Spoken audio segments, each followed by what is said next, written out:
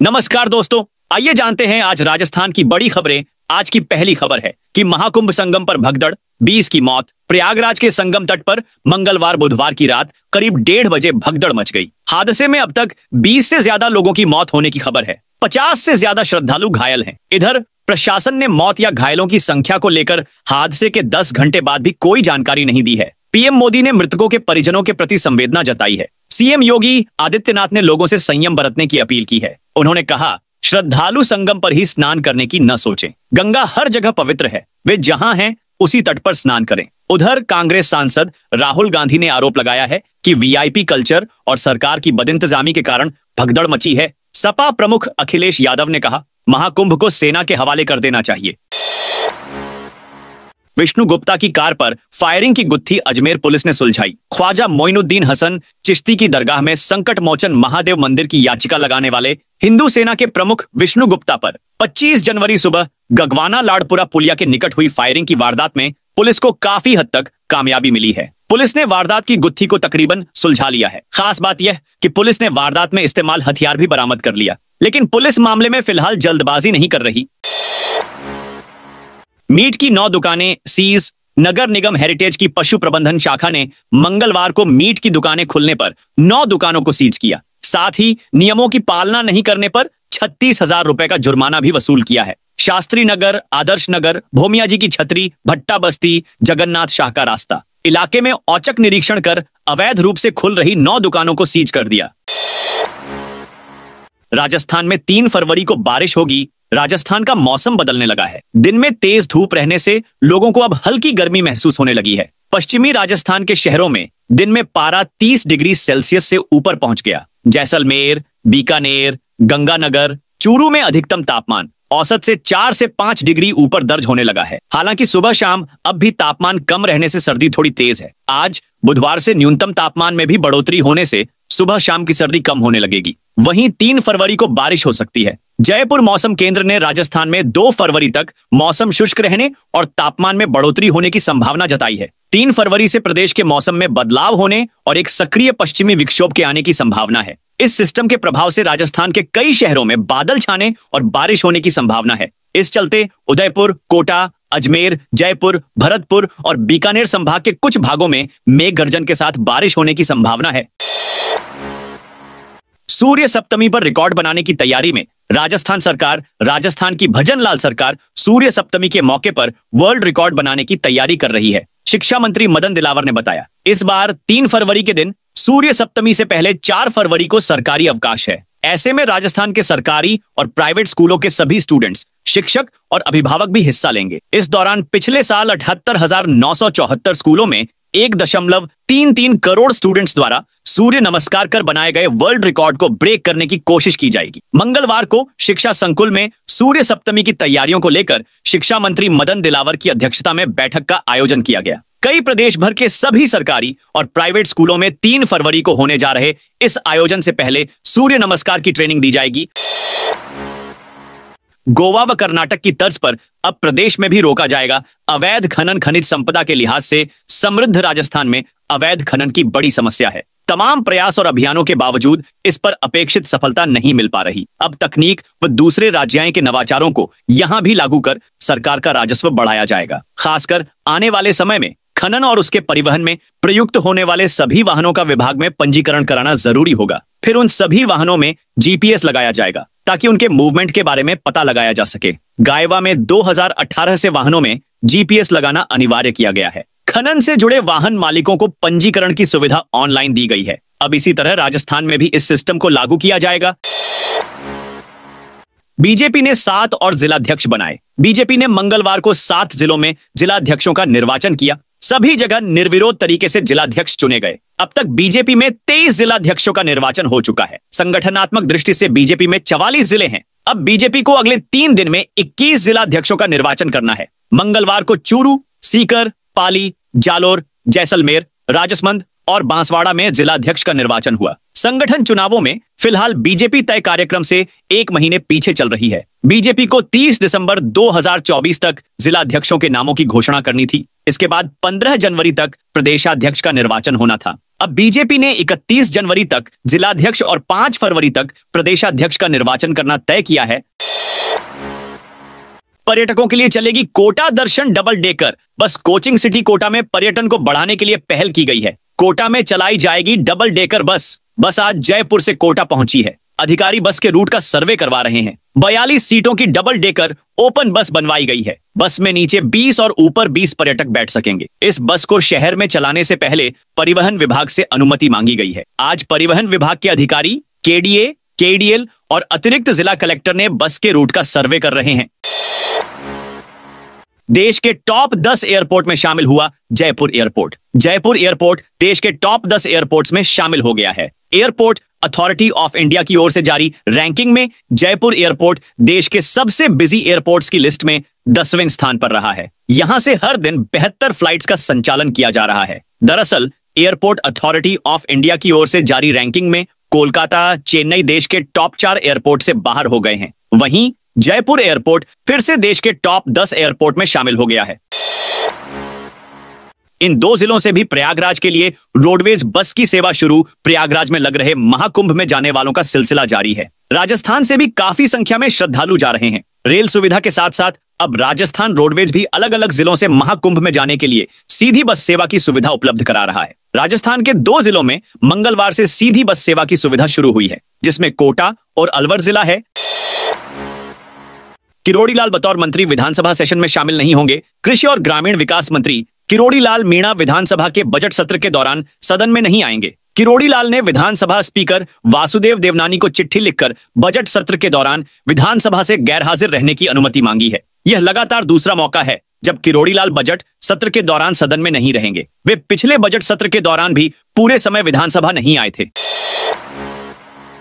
SMS के Ayushman tower में लगी आग। जयपुर के एसएमएस अस्पताल परिसर में बन रहे आयुष्मान टावर में आज एकाएक धुआं निकलने लगा। टावर से धुआं आने पर लोगों ने दमक्कल को सूचना दी, जिस पर घाट गेट से दमक्कल मौके पर पहुंची। मौके पर पहुंचे दमक्कल कर्मियों ने बेसमेंट में लगी आग को कंट्रोल किया। टावर में आग लगने से उठा धुआं करीब 2 किलोमीटर दूर से भी दिखाई दे रहा था। अस्पताल प्रशासन ने अभी तक आग लगने के कारणों पर कोई जानकारी नहीं दी है।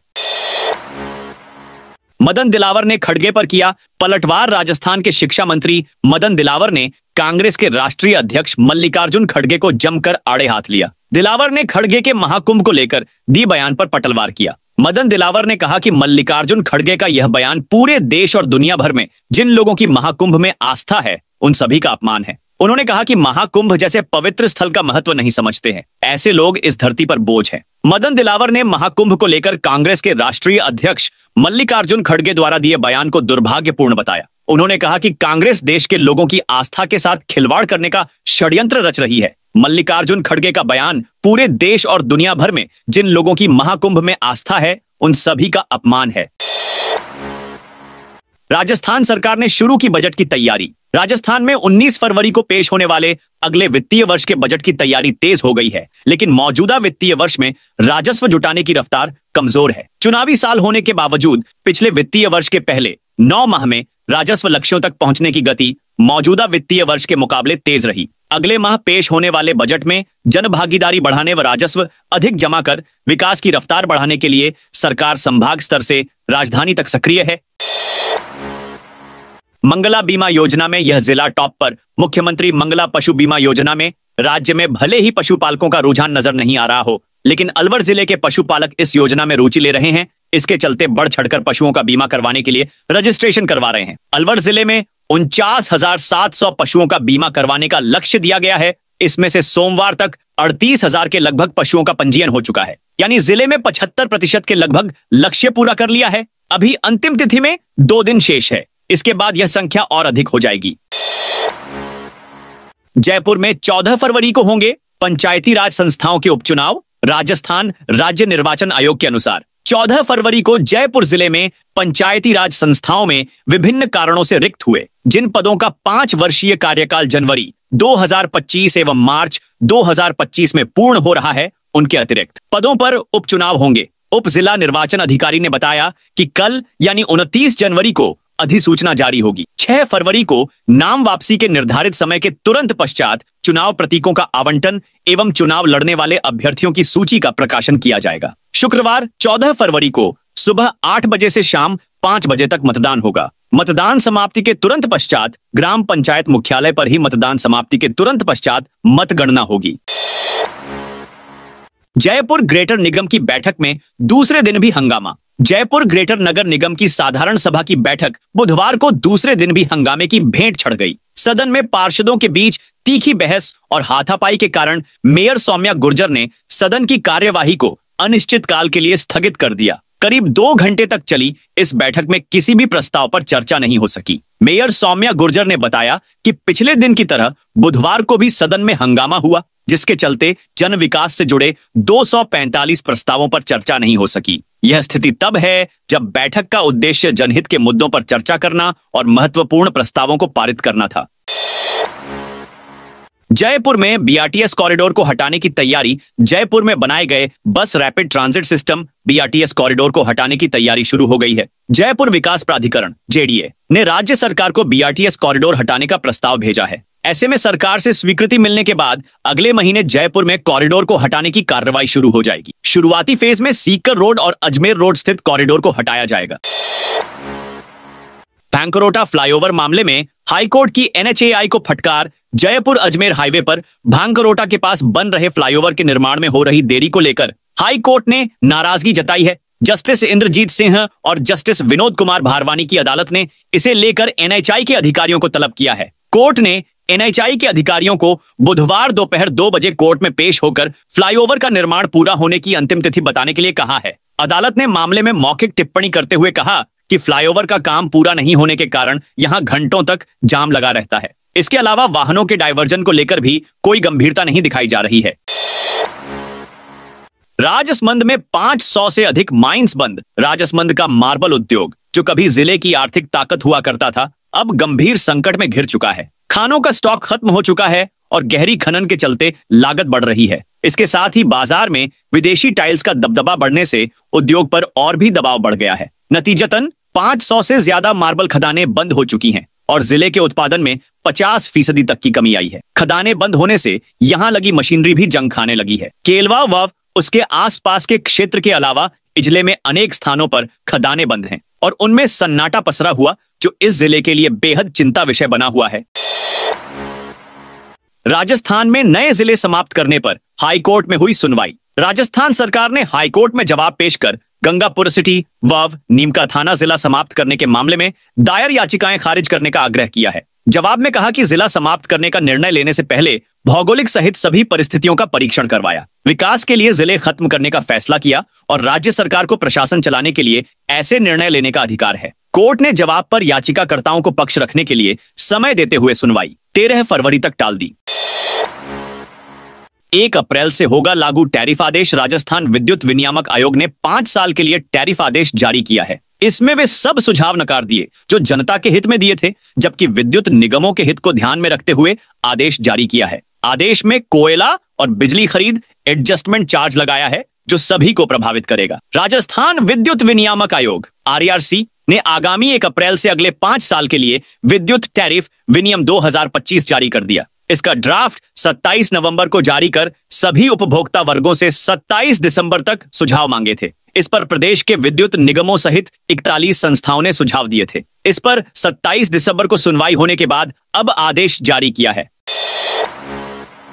राजस्थान में 13,398 पदों पर निकली वैकेंसी। राजस्थान में नौकरी की तलाश कर रहे युवाओं के लिए अच्छी खबर है। प्रदेश की भजनलाल सरकार ने संविदा पर 13,398 पदों पर भर्तियां निकली हैं। इसमें कम्युनिटी हेल्थ अफसर, चीओ, नर्स, लेखा सहायक, लैब टेक्नीशियन, महिला स्वास्थ्य कार्यकर्ता और इंजीनियर जैसे 29 से ज्यादा अलग अलग पदों पर भर्तियां की जाएंगी। राजस्थान कर्मचारी चयन बोर्ड आरएसएसबी ने इसको लेकर 28 जनवरी को विज्ञप्ति जारी की है।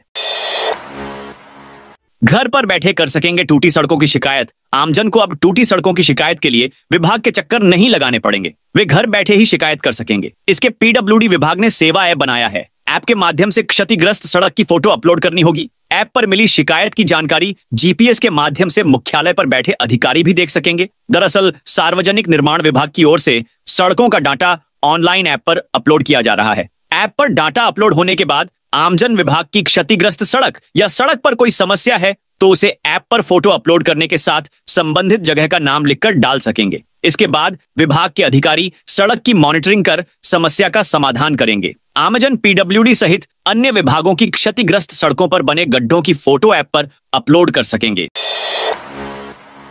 सांवलिया जी के भंडार से पहले दिन 8 करोड़ रुपयों की हुई गिनती। मंडफिया स्थित श्री सांवलिया जी मंदिर में राजभोग आरती के बाद भंडार खोला गया। भंडार से रुपए निकालने के बाद मंगलवार को पहले दिन बड़े नोटों की काउंटिंग की गई। पहले राउंड में 8 करोड़ 8 लाख रुपयों की गिनती हुई है, जबकि दूसरे राउंड की काउंटिंग गुरुवार को होगी। बुधवार को अमावस्या के दिन भक्तों की भीड़ ज्यादा होने के कारण गिनती नहीं की जाएगी।